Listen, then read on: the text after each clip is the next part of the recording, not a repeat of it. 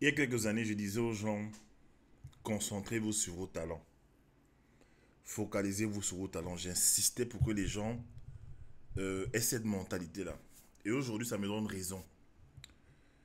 Il y a eu beaucoup d'innovations il y a quelques années, d'accord.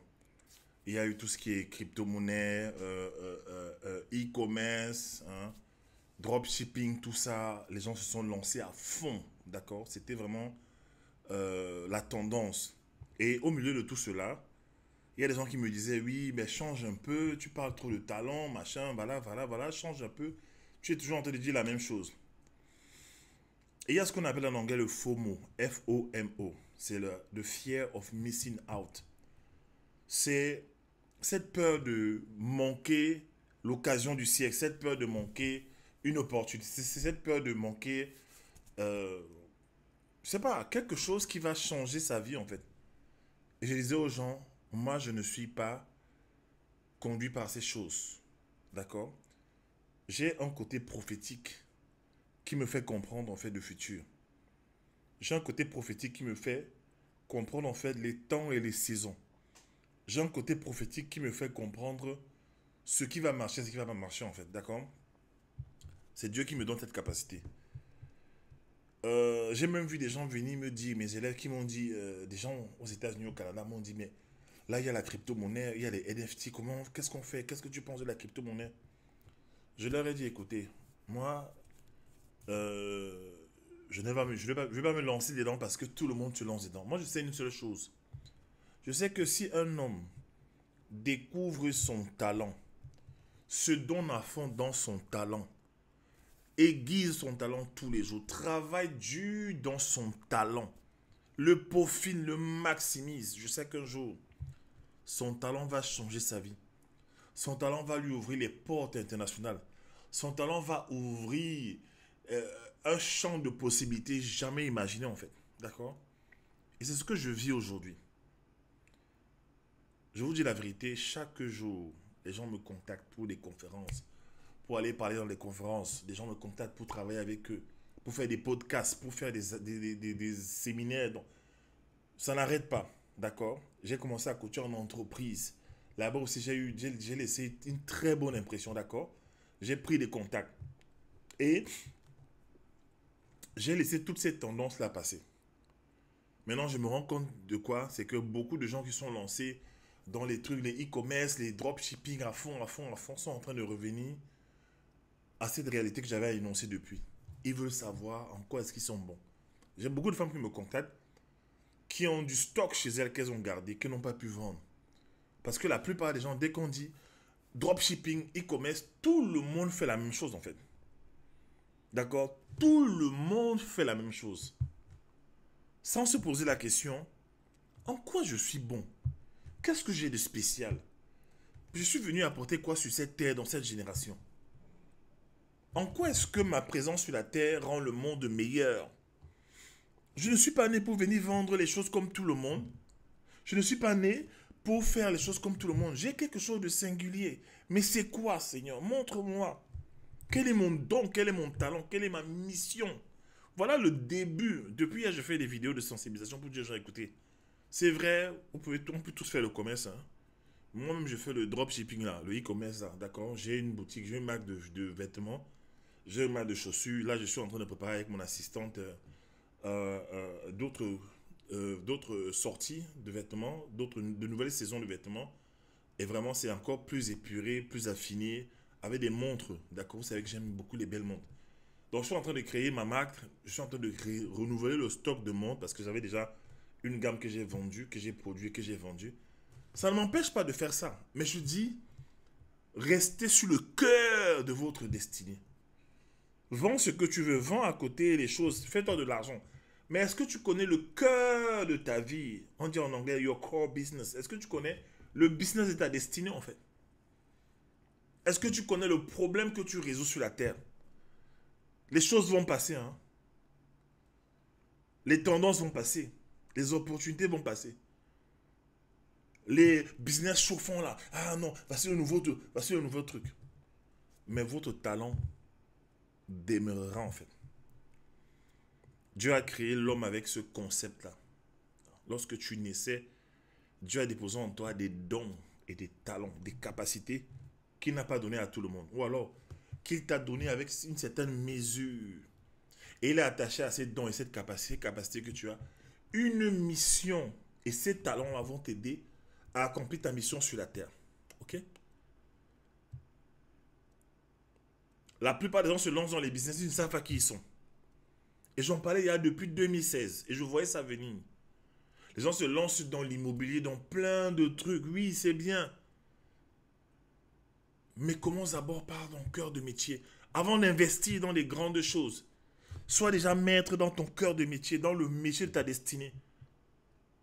Et en plus, si ça vient de tes talents, ça veut dire que tu vas connaître une croissance exponentielle. Tu vas te développer, tu pourras bâtir un empire. D'accord? Tu pourras investir maintenant dans d'autres domaines. Mais au début de ta vie, tu es encore chancelant, tu es encore faible, tu n'as pas encore d'assises financières, tu n'as pas encore un bon matelas de sécurité. Commence d'abord par tes talents. Je ne te demande même pas d'avoir du capital ou du stock chez toi avec des produits et services. Commence même par avec des produits. Commence par les services. Peut-être tu es un bon écrivain, écris des livres. Peut-être tu es bon en écriture, bah, écris des blogs. En fait, crée des services avec tes talents. Il y a eu des tonnes de vidéos sur Internet. Si tu veux, si tu as 40 000, tu peux faire tel business. Si tu as 50 000, tu peux faire tel business. Tout ça là, c'est bien. Mais est-ce que tu es dans le business pour lequel tu as été créé? C'est ça la question. Aujourd'hui, avec l'intelligence artificielle, il y a tellement de choses. Voici 4 sites, voici 4 intelligences artificielles qui vont, que les boss, que les PDG ne veulent pas que vous sachiez. Gagne 5 millions d'euros avec telle application. Tout le monde, on est surchargé d'informations, on n'en peut plus. Avant, donc, dès que je voyais une vidéo avec une IA, une intelligence artificielle un peu spécifique, je prenais les notes, je gardais.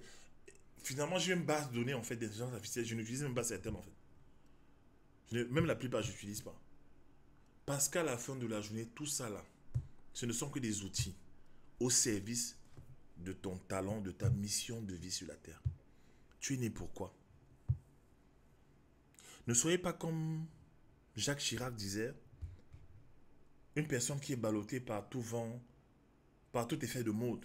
Il a dit quoi? Que les gens qui suivent la mode, sans réfléchir, ils ont un destin de feuille morte.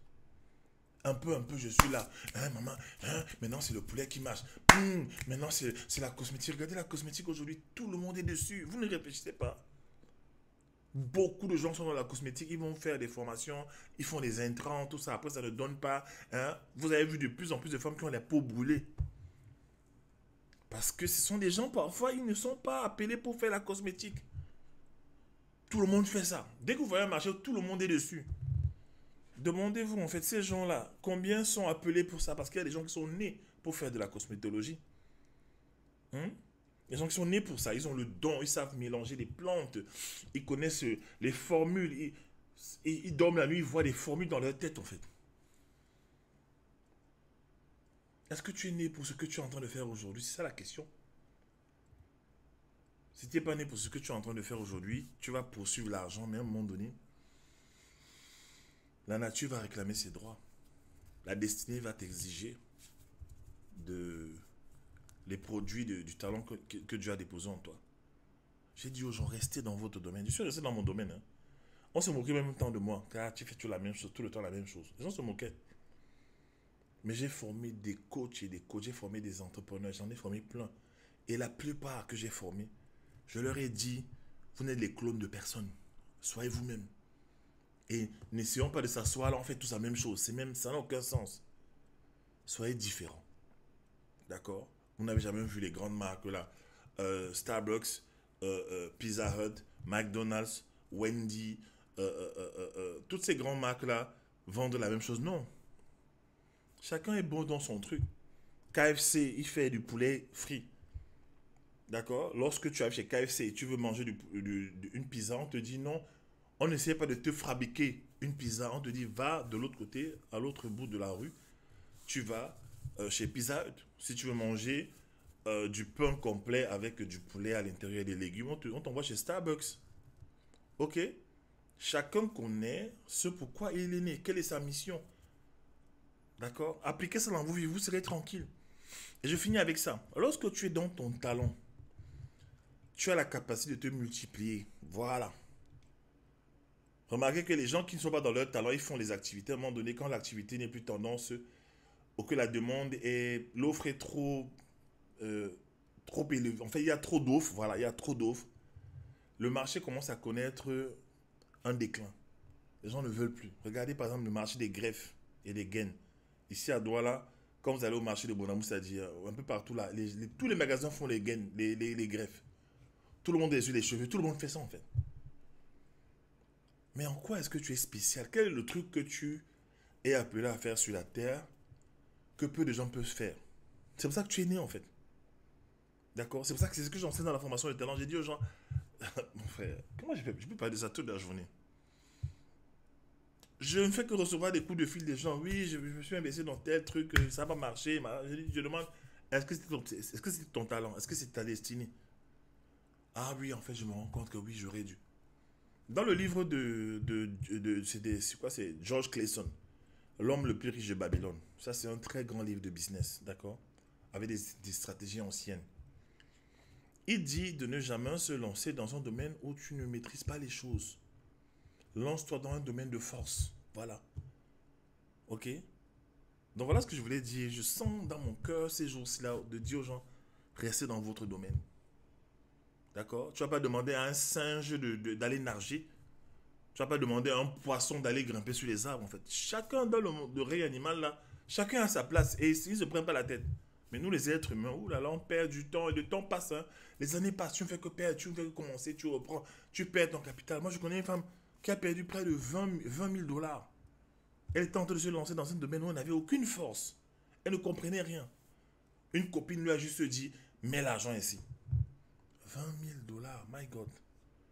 Écoute, nous avons la formation et talent qui commence bientôt. Inscris-toi déjà si tu veux un appel découverte de 20 minutes gratuite avec nous, avec mon équipe. Mon équipe va t'appeler pour arranger un rendez-vous avec moi.